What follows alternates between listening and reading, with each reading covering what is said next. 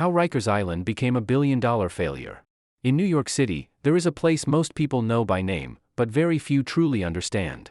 A place hidden behind water, steel, concrete, and silence. For decades, Rikers Island operated like a separate world floating beside America's largest city. Thousands of people crossed the bridge onto the island every year. Some were accused killers. Some were gang members. Some were mentally ill. Some were teenagers arrested for the first time. And many had not even been convicted of a crime. But once they entered Rikers, that distinction often stopped mattering. Inside the jail complex, violence became part of the daily routine. Entire housing units fell under gang influence. Officers worked under constant pressure. Young inmates learned survival rules within hours. And despite billions of dollars spent trying to reform the system, conditions only seemed to grow worse. What happened here was not the failure of a single building. It was the collapse of an entire philosophy of incarceration. And before this story ends, we will see how one of the most expensive jail systems in America became a symbol of institutional decay known around the world. Because what happened on Rikers Island did not unfold in a single year.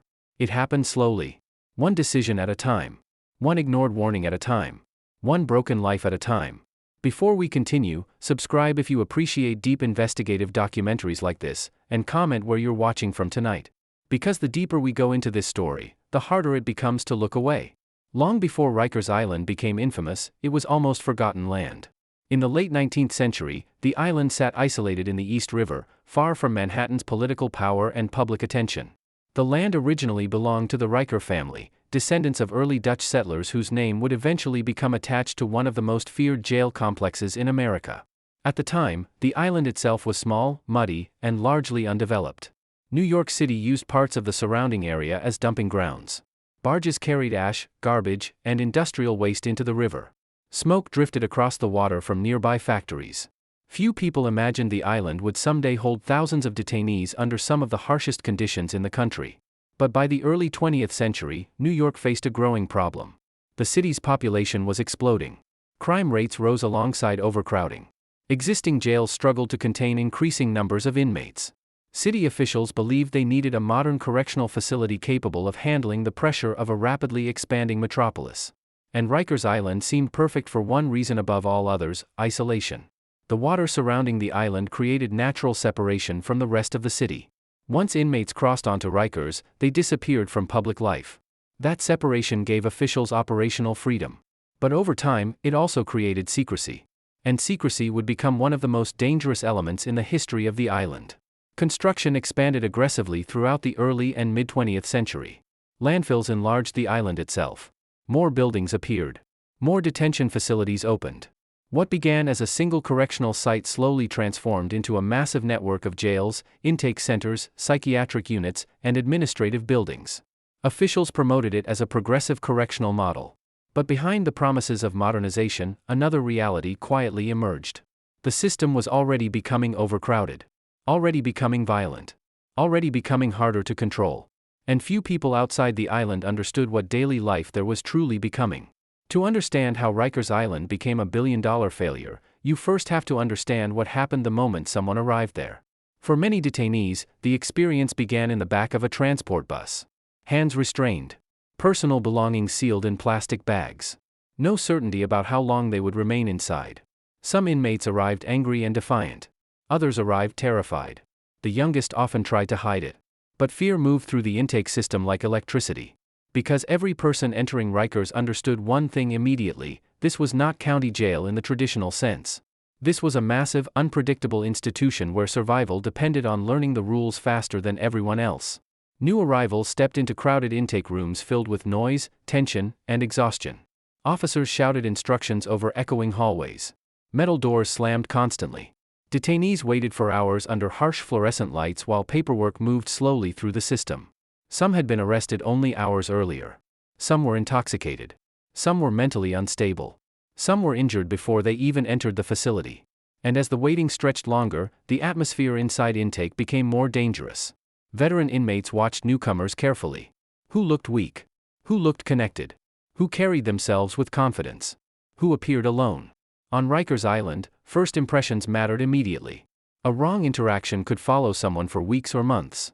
Former detainees often described intake as psychological warfare. Nobody explained the real rules openly.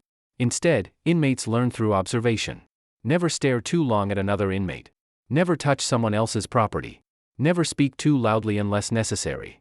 Never reveal fear. And most importantly, never assume the officers could protect you.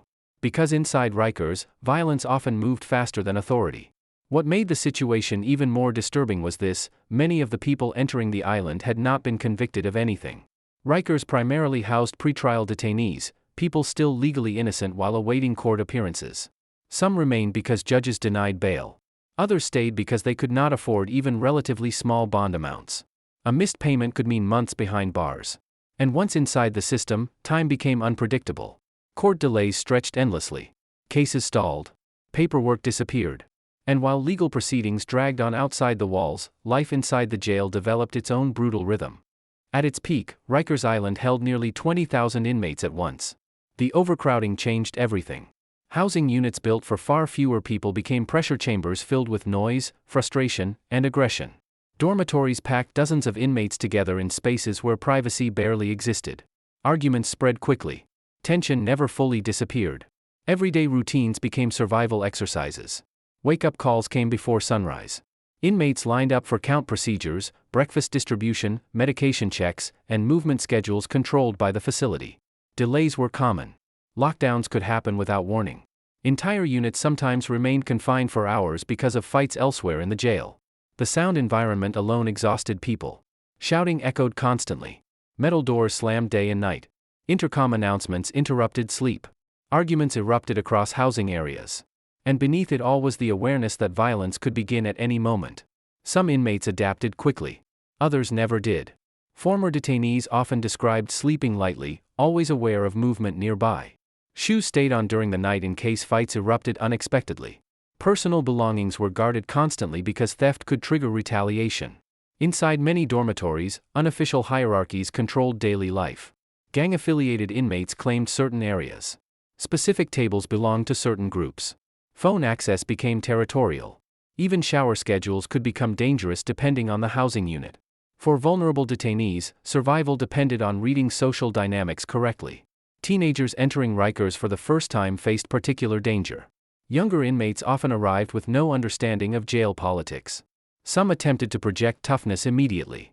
Others tried to remain invisible. Neither strategy guaranteed safety. And what happened to many young detainees inside Rikers would later become one of the biggest scandals in the jail's history.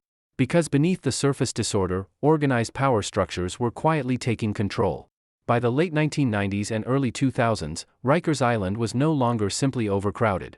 It was evolving into a system where power increasingly shifted away from official control. And nowhere was that more visible than inside the housing units filled with younger inmates.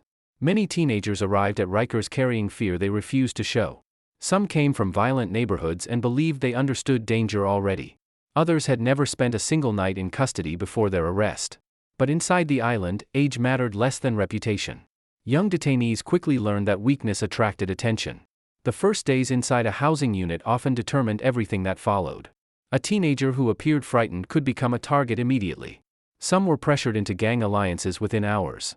Others handed over commissary food, sneakers, or phone access simply to avoid confrontation.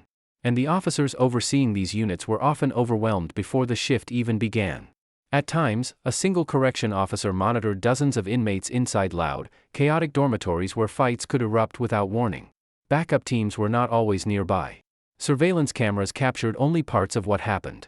And in blind spots beyond official observation, inmate hierarchies grew stronger.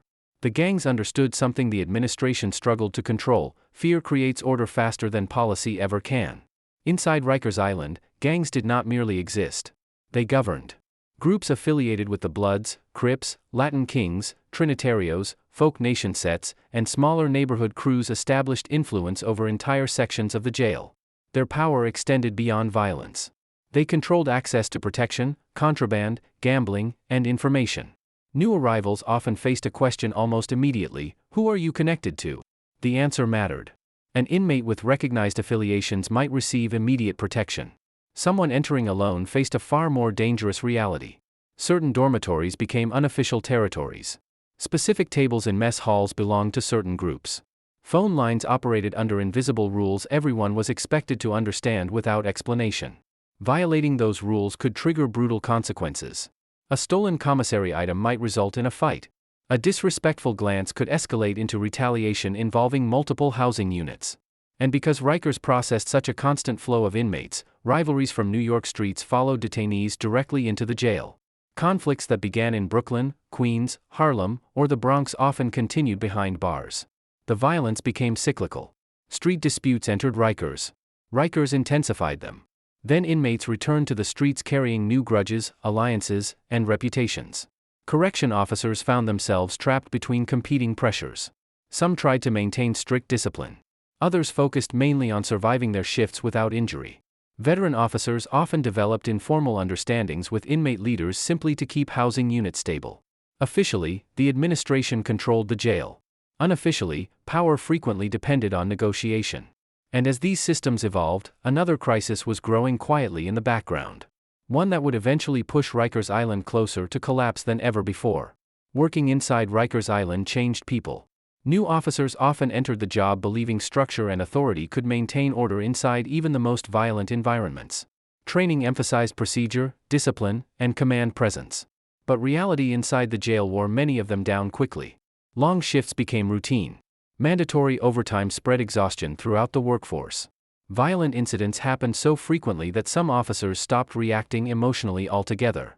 Veteran staff members described a culture where survival became the primary objective. Not reform. Not rehabilitation.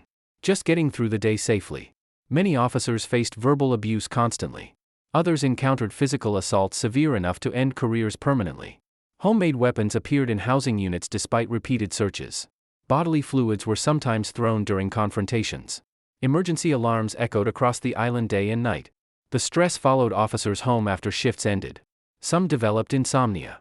Some turned emotionally numb. Marriages collapsed under the pressure.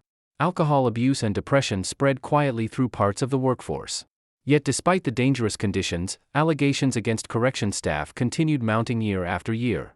Former detainees described beatings hidden from surveillance cameras. Investigators uncovered reports accusing officers of filing false accounts after violent incidents. Certain staff members gained reputations inmates discussed in whispers across the housing units. And because the island operated with so little outside visibility, many accusations disappeared into internal bureaucracy. At least for a while. Because eventually, the public would begin seeing evidence impossible to ignore. Among the most controversial parts of Rikers Island was the use of solitary confinement. Officially called punitive segregation, the practice involved isolating inmates inside small cells for up to 23 hours a day.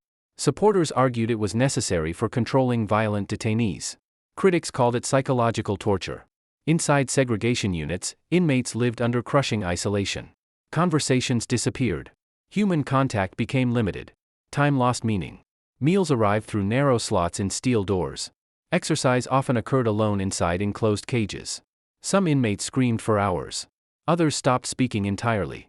The mental deterioration could happen slowly, or frighteningly fast. Former detainees described hallucinations, panic attacks, paranoia, and emotional breakdowns after prolonged isolation. And younger inmates proved especially vulnerable. One teenager might enter segregation angry and defiant.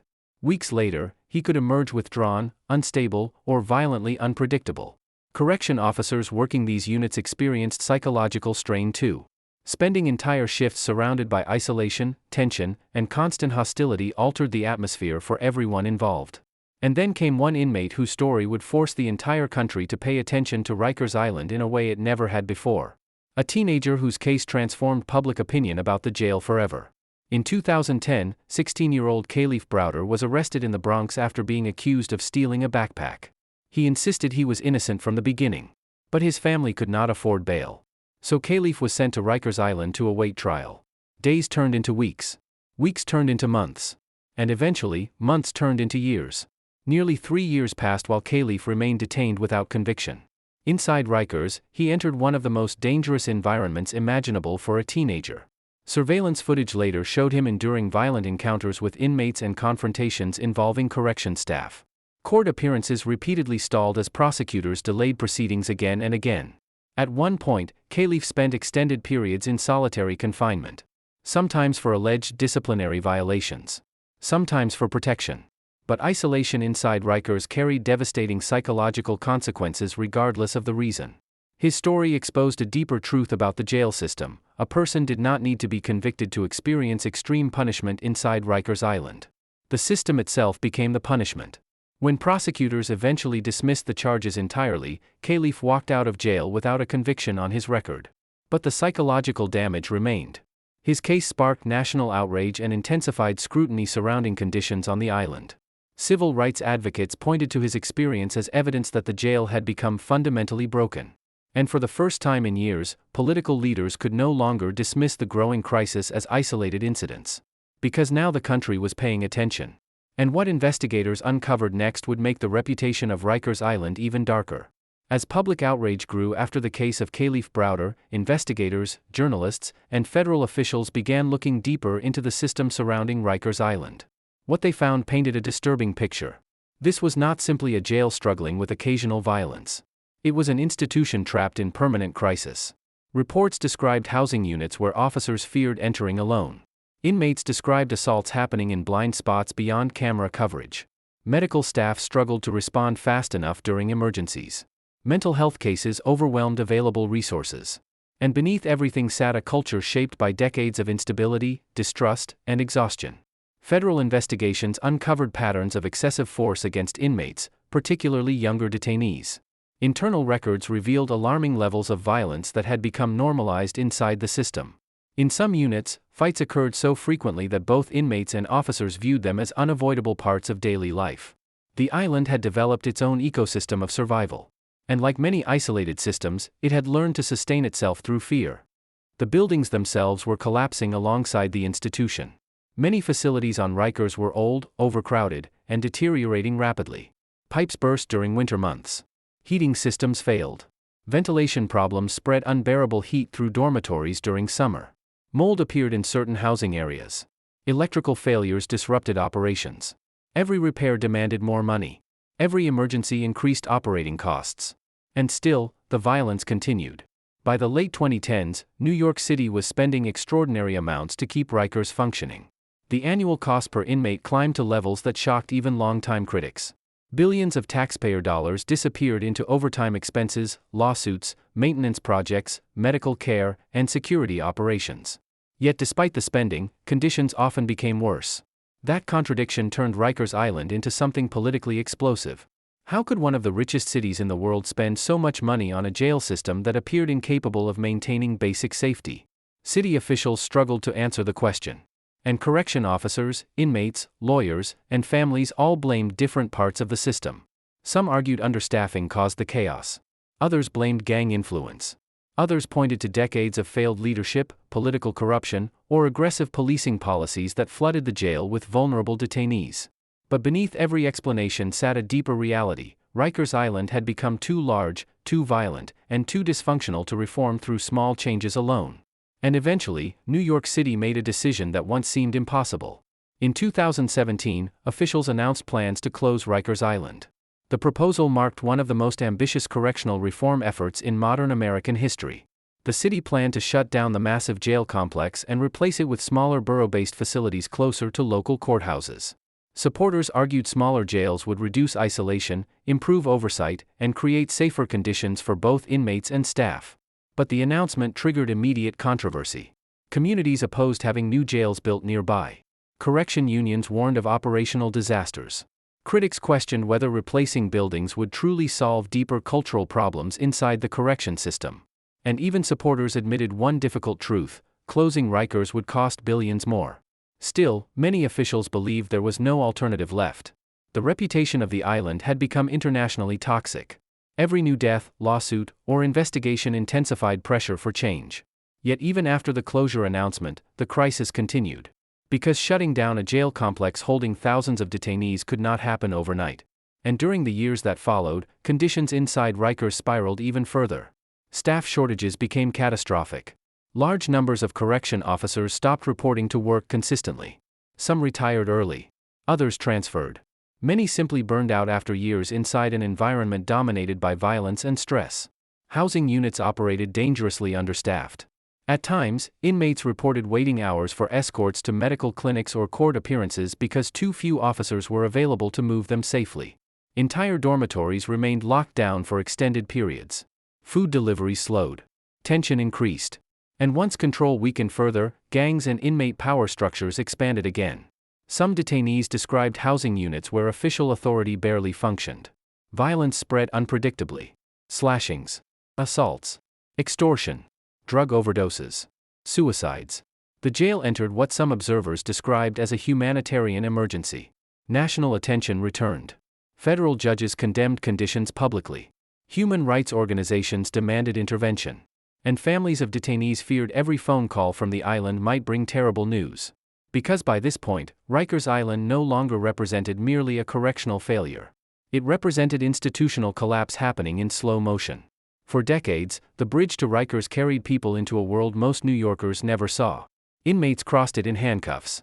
Officers crossed it preparing for another exhausting shift. Families crossed it hoping to see loved ones still alive and safe. And many who entered the island carried its psychological weight long after leaving. Former detainees often described the same feeling, that Rikers changed people permanently. Some became harder. Some became traumatized. Some lost trust in every institution around them. And some never recovered at all. The island exposed the collision between poverty, mental illness, violence, bureaucracy, and mass incarceration in one concentrated space. It revealed what happens when a city relies on detention systems for problems far larger than crime alone. And perhaps the most disturbing part of the story is this: the warning signs existed for decades. Reports were written. Investigations launched.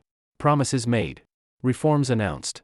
Yet the crisis continued growing year after year until the entire system became impossible to ignore. Today, the future of Rikers Island remains uncertain. Plans for closure continue facing delays, political battles, staffing shortages, and rising costs. Thousands of detainees still wake up inside the same buildings every morning. Officers still report for duty behind the same walls. Families still wait for phone calls from the island each night.